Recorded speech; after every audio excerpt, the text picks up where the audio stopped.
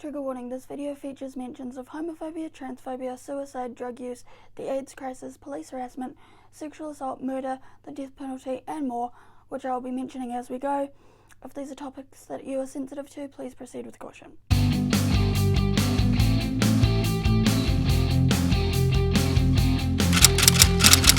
G'day everybody, welcome back to my channel. I'm Madison Paige, my pronouns are she, her, and today I'm going to be sharing with you an incomplete list of my favourite queer films.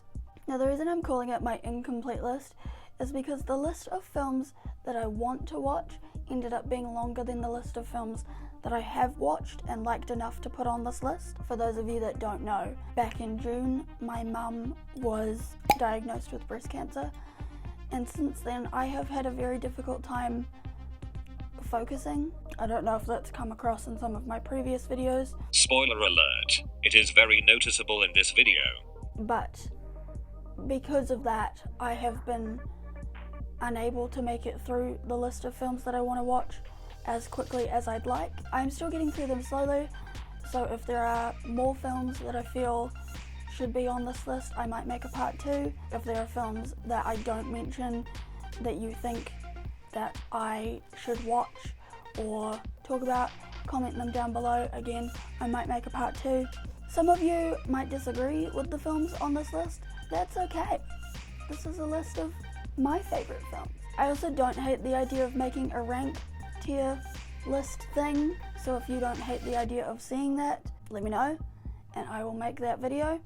However, for the sake of this video, all of the films that I mention will be in no particular order. So the first film on this list is To Wong Foo, Thanks for Everything, Julie Newmar by Fall Out Boy. The film, which I mostly just refer to as To Wong Foo, follows 3 drag queens played by Patrick Swayze, Wesley Snipes, and John Leguizamo? I'm sorry if I'm completely butchering that, as they take a cross-country road trip and find themselves along the way in a rural roadside town where they do their best to help some of the population and find, surprisingly, that some of the population help them in return. Now this film gets a trigger warning for police harassment and domestic violence.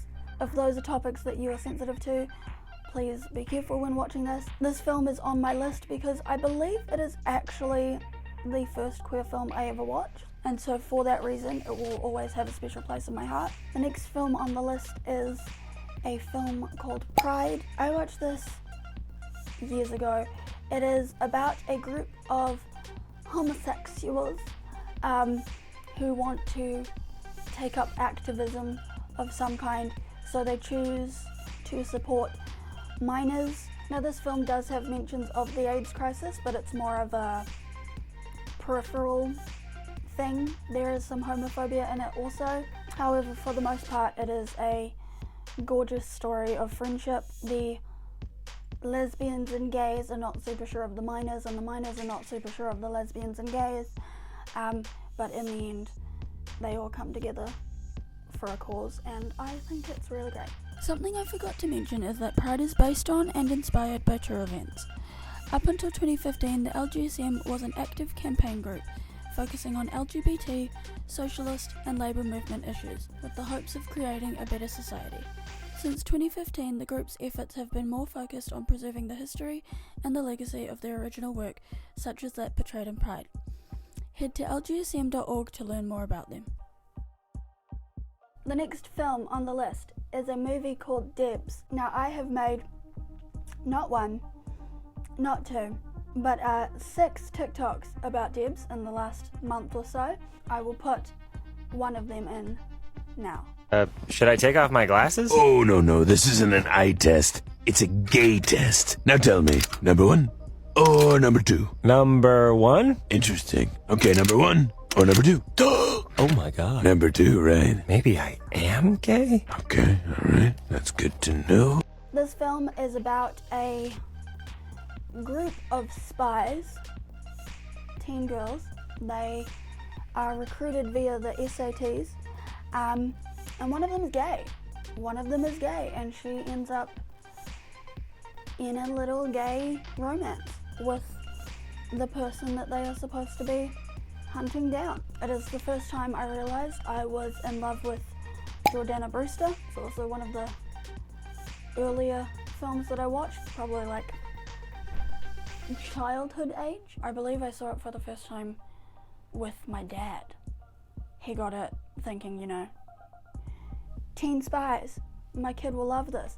His kid did love this, but not for the same reason he thought it would. The next film on the list is But I'm a Cheerleader. Classic film. This film stars Natasha Lyonne and Clea Duvall. Oh, and Melanie. Melanie, last name I don't remember, but she is a Kiwi, and everyone I've seen that talks about this film mislabels her as an Australian, and I'm very upset about it. But this film does get a trigger warning, kind of. It does get a trigger warning because it does show a conversion camp. However, it is a comedy, so it does not show like the tragic realities of conversion camp, conversion therapy. It's more of a funny take on it. But yeah, the main premise is that Natasha Lyonne's character is a cheerleader and she realizes that she's gay after everyone else realizes that she's gay, and she is sent to conversion camp where she meets Clea Duvall's character and shit happens. I don't know, I'm trying to give you like synopses, but like not spoil the films for you. Even though this film is like old now, I still don't want to like spoil it for anybody that hasn't seen it. Next film on the list, Imagine Me and You. I almost didn't put this on the list because I couldn't remember a single thing about it. I watched it years ago, could not remember it. Rewatched it again recently, remembered that I do in fact love it. This film stars Piper Perabo? Is that how you say your last name? And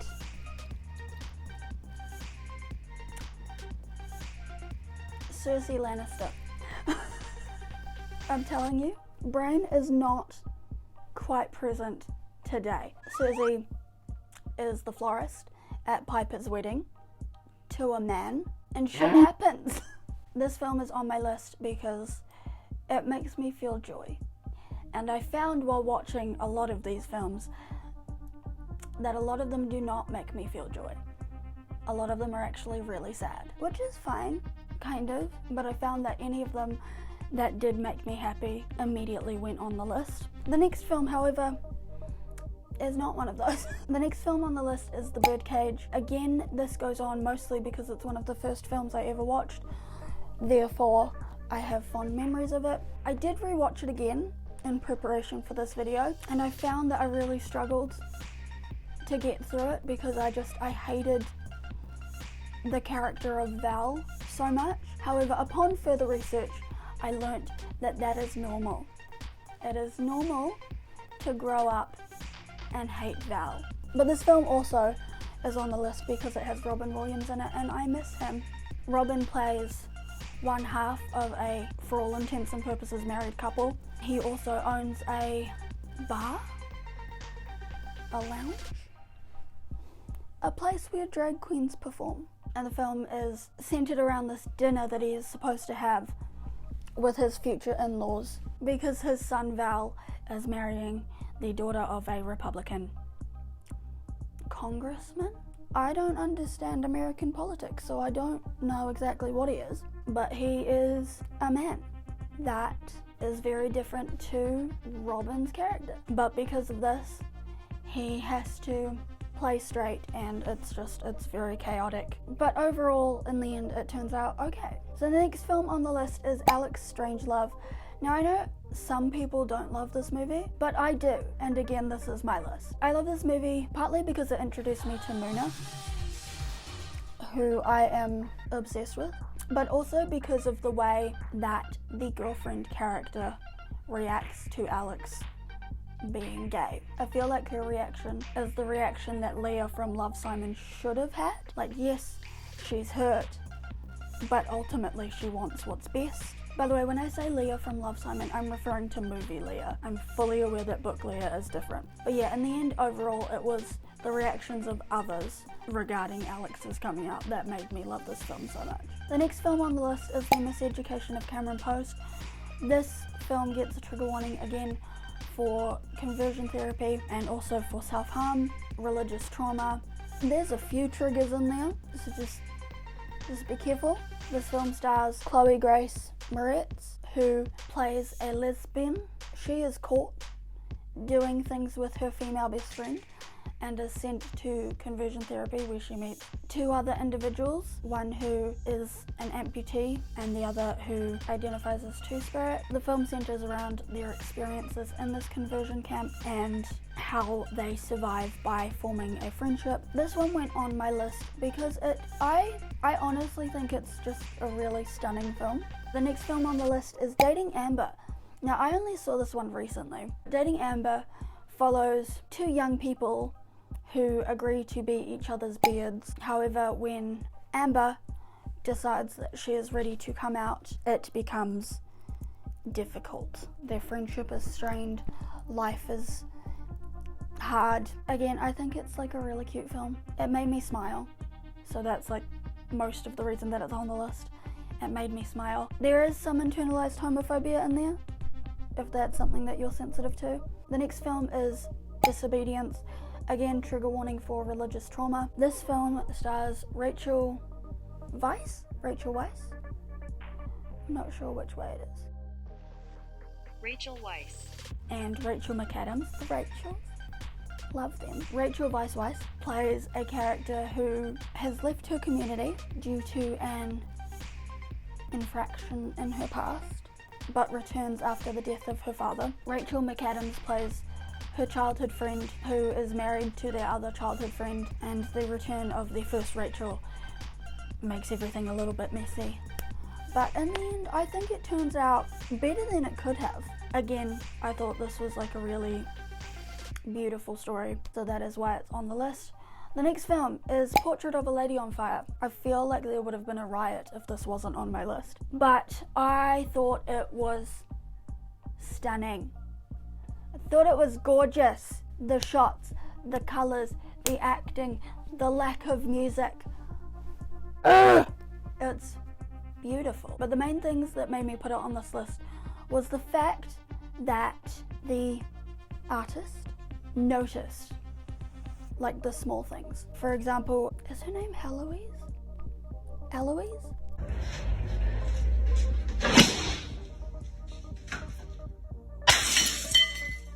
I sound like I don't know what I'm talking about, but really it is just the lack of focus that I've been having. I'm gonna say Eloise for this. But Eloise said something like how she likes the convent because everyone is equal, right? As soon as the mother character leaves, everyone becomes equal. Like, they help out Sophie, the servant girl. They help her with the chores, they help her with the dinner, they help her with her abortion.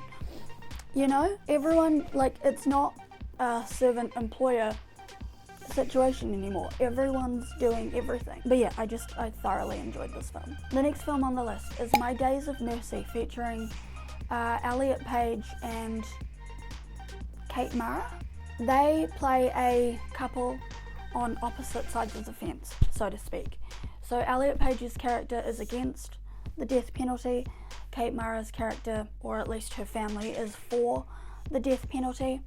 And they continue to meet up at these like events, these like death execution events. Elliot's character is protesting against them. Kate's character is just kind of there. Like, she has purpose to be at the first one. The other ones, she's just kind of there. But yeah, it's them falling in love while all this other shit happens. And the ending is left open, so you can kind of decide what happens between these two characters. I like to believe that they made it work. Could I do it? No, but because this is a fictional story and Kate's character seemed to be changing her stance, forming an opinion of her own, I like to think they made it work. But I thought this film was really compelling. I liked the opposite sides of the fence aspect of it, and that's what made me put it on the list. But yeah, I thoroughly enjoyed it. The next on the list is actually 3 films. It's the Fear Street trilogy. Now, my ranking which I found is like a lot of people's ranking, is 1666, 1994, and 1978. Now that is not because 1978 is the least gay. It's mostly because 1978 is the slowest. I wanted it to get to the actual story. Who was the survivor?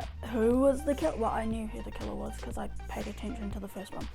But like, I wanted it to get to the action. I mostly put these on the list because they're different. They're different from other queer films. And I like that. Just this once, the gays lived. The final film on this list, before we get to honourable mentions, because I do have an honourable mentions list, is Holding the Man. Holding the Man gets a trigger warning. Fear Street gets trigger warnings for murder. Oh, and like homophobia.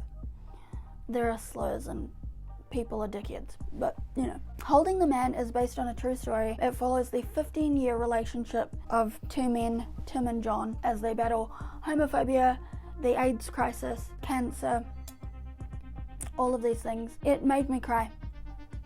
That was mostly why it went on the list, because I felt something. I found that was like a common theme when making this list, as if I felt like anything at all.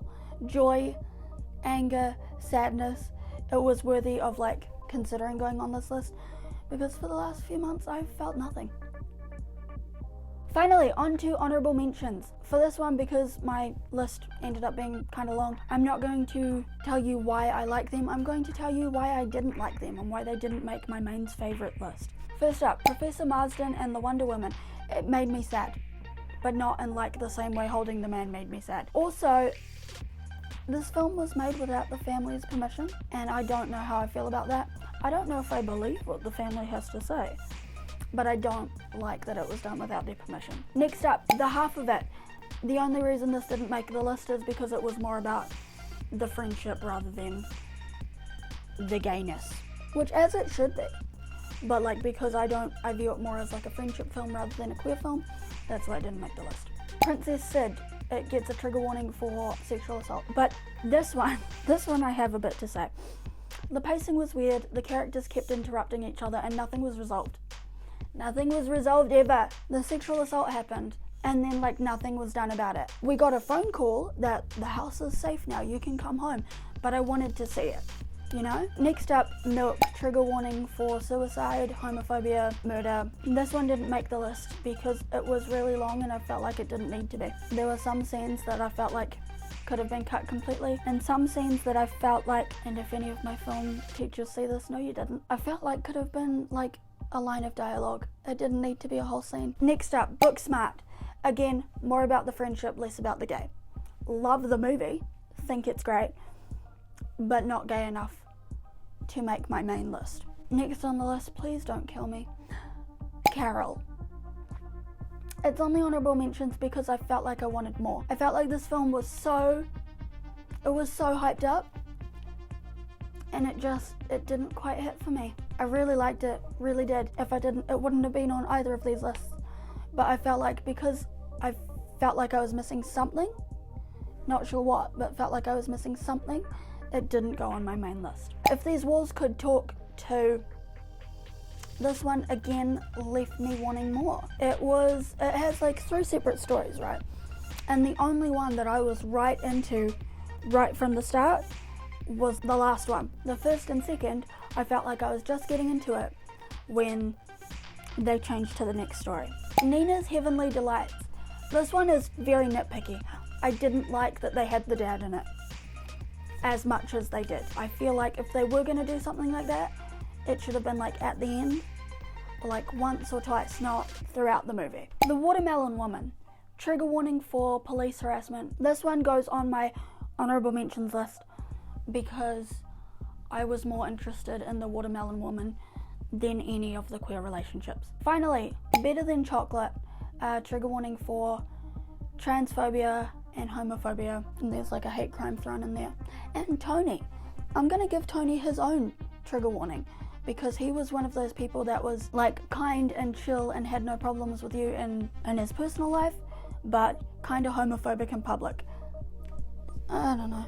But this one didn't make my main list because the trans character is not played by a trans actor, which I didn't know before watching it. A lot of the movies that were on my list that were trans stories, I ended up taking off because the trans characters weren't played by trans actors, and I have been seeing a lot of discourse recently about how that is super harmful, and I wanted to do my part. But yeah, that is my whole list. I still have about 20 movies on the list of films that I want to watch. I hope you guys enjoyed this video. I would have more of an outro, but I am in a lot of pain right now. Not gonna lie to you. I am in a lot of pain. So I need to end this video. Thank you so much for watching. Again, comment down below if you have any suggestions for video ideas or films that I should watch. I might make a part 2. I might make a rank list. The next step is up to you guys. Peace. Bye.